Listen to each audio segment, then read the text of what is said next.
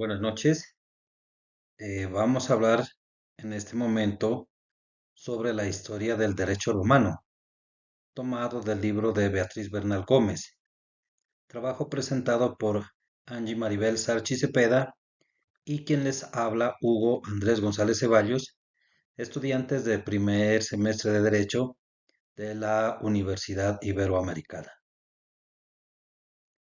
En esta ocasión me ha correspondido a mí hacer un análisis sobre el capítulo 4, la primera vida del derecho romano. Este capítulo dice que el derecho romano nace aproximadamente en el año 753 a.C., que es cuando se inicia la fundación de Roma, y va hasta el siglo VI después de Cristo, estando como emperador Justiniano. El derecho romano fue ajustándose a las necesidades del pueblo, a través de los diferentes periodos que atravesó a lo largo de su historia. En mi concepto personal, puedo decir que el derecho romano es un compuesto de ordenanzas, estatutos, reglamentos o decretos bajo los cuales los romanos de esa época se amparaban y convivían. El derecho romano surge principalmente por la diferencia de clases sociales. Por una parte estaban las personas de alto estatus social, conocidos como los patricios, personajes que venían de la descendencia de los padres fundadores de Roma. Y por otra parte, se encontraba el otro grupo de personas, los de estrato social bajo, a quienes se los conocían como plebeyos, individuos que no pertenecían a la nobleza y eran considerados inferiores por no pertenecer a la clase alta de Roma. La justicia fue definida por Ulpiano como la constante voluntad de dar a cada uno lo suyo. Según la tradición romana de esa época, cuando se tenía que juzgar a una persona plebeya, quien hacía ese juzgamiento era un máximo sacerdote, perteneciente a la clase alta, clase de los denominados patricios. El máximo sacerdote, al momento de enjuiciar, lo hacía según su criterio, y el plebeyo ni siquiera se enteraba de su juicio. Debido a esta manera inadecuada de ejercer la justicia, los plebeyos comienzan a exigir dignidad. Ante tal situación, el Senado de esa época decide conformar un grupo selecto de nobles, a quienes los envía a Grecia para que aprendan del sistema judicial adoptado por los griegos. A este grupo selecto de individuos se les encarga la tarea de organizar las leyes romanas, y es ahí donde nace lo que se conoce como las 10 tablas de leyes, las cuales se crearon para proteger los derechos de los plebeyos. Pero pasado un tiempo, una comisión adicional elabora dos tablas nuevas, en las que imponen leyes que perjudican los derechos de los plebeyos. A raíz de esto se crea el cuerpo legal Ley de las 12 tablas. Etapas del derecho romano. El derecho romano se divide en varias etapas que comienzan en el año 753 a.C. y terminan en el año 565 después de Cristo. La primera etapa, comprendida entre el año 753 a.C.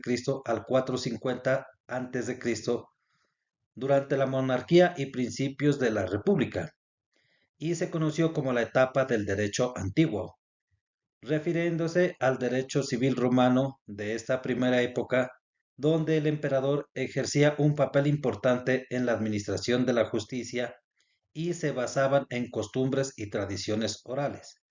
Algunos autores definen aquí el derecho precivil y provino de la costumbre y de la ley. La segunda etapa, comprendida entre el año 450 a.C. al 130 a.C. Durante la etapa de la República se identificó como el derecho preclásico.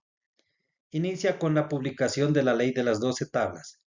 Aquí se comenzó a desarrollar el derecho civil y también se les otorga poder a los magistrados para que puedan desarrollar la administración de la justicia.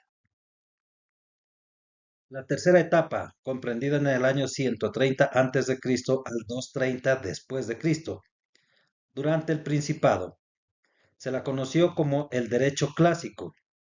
Aquí surge el conocimiento fuera del orden, donde una autoridad, quien fuera delegado del emperador, otorgaba la facultad de enviar a las partes implicadas delante de un juez. Surge la etapa del derecho de las constituciones principio. Además, es aquí donde se busca la justicia, siguiendo el ideal griego de dar a cada uno lo suyo. Además, se desarrollaron nuevos sistemas jurídicos. La cuarta etapa, comprendida en el año 230 después de Cristo al 527 después de Cristo, durante el dominado, se identificó como derecho postclásico. Aquí entró a jugar un papel muy importante el cristianismo. Aquí Roma cae en el poder de los bárbaros, se adopta la política dominante y toma fuerza el poder legislativo del emperador. El derecho adquiere un contexto como algo estatal. El sistema político del Principado se transformó en una monarquía absoluta. La quinta y última etapa, comprendida entre el año 527 después de Cristo al 565 después de Cristo, se conoce como el derecho justiniano. Aquí, en este periodo, coincide con el gobierno del emperador Justiniano, quien en su época se destacó por ser un monarca muy importante y se destacó Justiniano recuperando algunos territorios que el Imperio Romano había perdido en Occidente. Utilizó como lenguaje materno el idioma latín. Dejó una importante compilación de lo que sentó las bases para la creación del derecho civil moderno. Actualiza las leyes romanas y agiliza el sistema jurídico.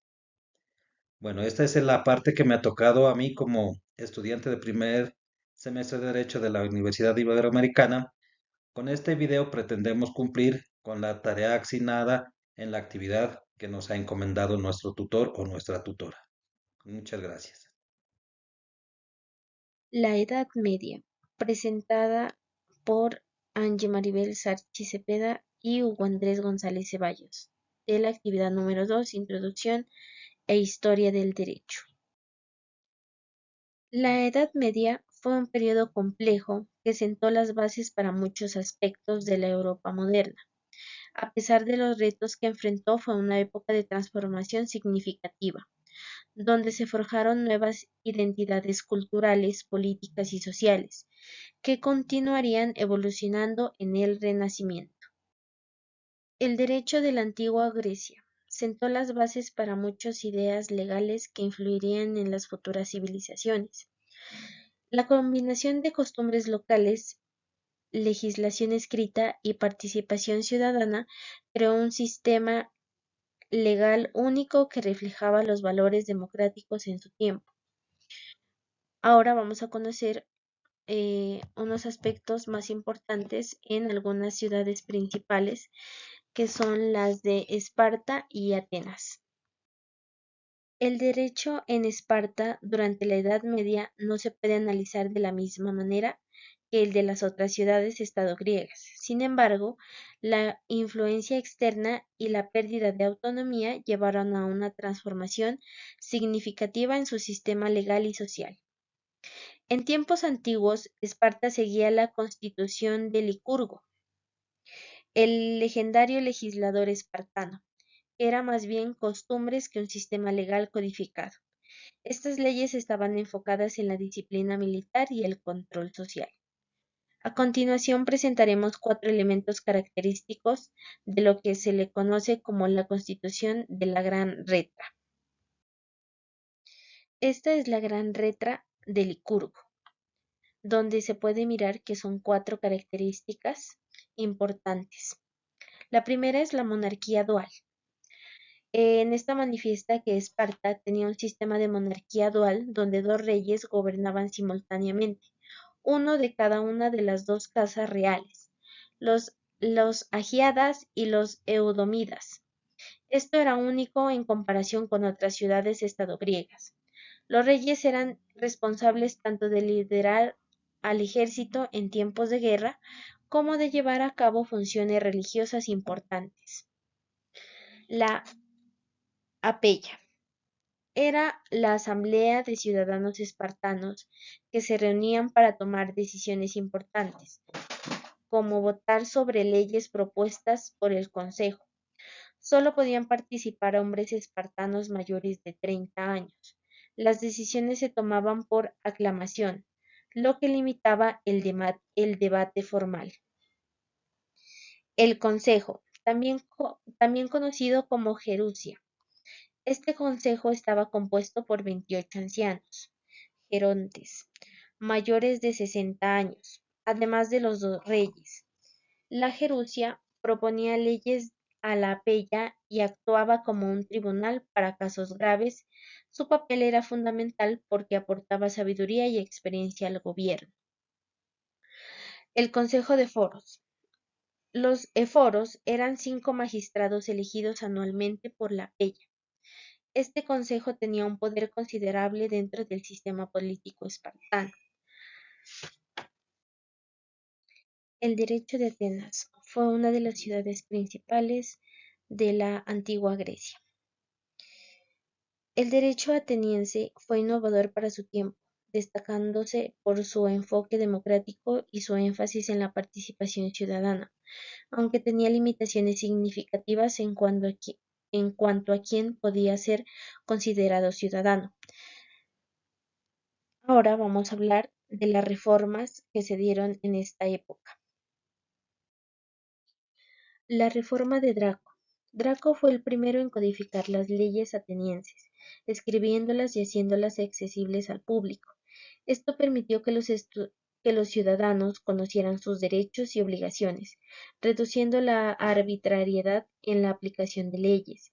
Las leyes draconianas eran conocidas por su severidad.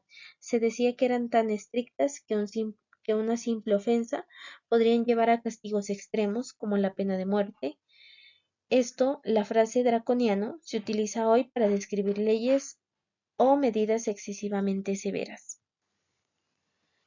La reforma de Solón. Una de las primeras y más significativas reformas fue la eliminación de la esclavitud por deudas. Solón prohibió que los ciudadanos atenienses fueran vendidos como esclavos debido a sus deudas, liberando a muchos que habían caído en esta situación. Solón creó un consejo compuesto por 400 miembros, representantes de cada una de las 4 clases, para asesorar a la asamblea. Esto permitió una mayor participación ciudadana en el gobierno. También introdujo el derecho para cualquier ciudadano pudiese apelar ante un tribunal si sentía que había sido tratado injustamente, estableciendo así un sistema judicial más accesible. La reforma de Clístenes. Clístenes reorganizó Atenas en 10 tribus, basándose no en la nobleza, sino en la ubicación geográfica. Cada tribu incluía ciudadanos de diferentes regiones, urbana, rural y costera, lo que fomentó una identidad más amplia entre los atenienses. También estableció un consejo compuesto por 500 miembros, con 50 representantes de cada tribu. Este consejo tenía la responsabilidad de preparar la agenda para la asamblea y supervisar el funcionamiento del gobierno, lo que aumentó la participación ciudadana. La asamblea se convirtió en el órgano principal donde todos los ciudadanos atenienses podían participar directamente en las decisiones políticas. Esto fortaleció el poder del pueblo sobre las decisiones gubernamentales. La reforma de Péricles. Una de las reformas más importantes fue la introducción del pago por el servicio en la asamblea y los tribunales. Esto permitió que incluso los ciudadanos más pobres pudieran participar activamente en la política, ya que no tendrían que preocuparse por perder ingresos al asistir a estas reuniones o juicios. Durante el gobierno, Pericles apoyó a artistas, filósofos y dramaturgos, lo que llevó al florecimiento cultural conocido como la Edad de Oro de Atenas. Luego de hablar de las reformas, pasamos a hablar de la Constitución ateniense. Fue una época de gloria de Atenas. que abarca aproximadamente desde el siglo V a.C. hasta el final de la Guerra de Peloponeso, en el año 404 a.C. Fue un periodo de gran desarrollo político, cultural y militar. Durante este tiempo, la Constitución ateniense se consolidó y se caracterizó por varios elementos claves que promovieron la democracia directa y la participación ciudadana. Aquí voy a explicar cómo quedó estructurada la Constitución ateniense en esa época. Serían empezando por la magistratura. Eran funcionarios públicos que ejercían diversas funciones administrativas y judiciales. Además de los arcontes, había otros magistrados responsables de diferentes áreas como finanzas, justicia y región. Los arcontes eran magistrados elegidos que ocupaban diferentes posiciones dentro del gobierno ateniense. Había varios arcontes, incluyendo el arconte apónimo, que daba nombre al año, el acorde rey, responsable de asuntos religiosos, y el acorde polemarco, responsable militar. Ahora pasamos por el Consejo de los 500. Este consejo estaba compuesto por 500 ciudadanos elegidos al azar, 50 de cada uno de los 10 tribus de Atenas. Pasamos a la Asamblea Pública. Era el órgano más importante de la democracia ateniense, donde todos los ciudadanos atenienses, hombres mayores de 18 años, podían participar. Luego pasamos por los jurados populares. Se decía que los jurados populares decían sobre casos legales y podían influir en decisiones importantes mediante su veredicto. Este sistema permitía que los ciudadanos participaran activamente en el proceso judicial.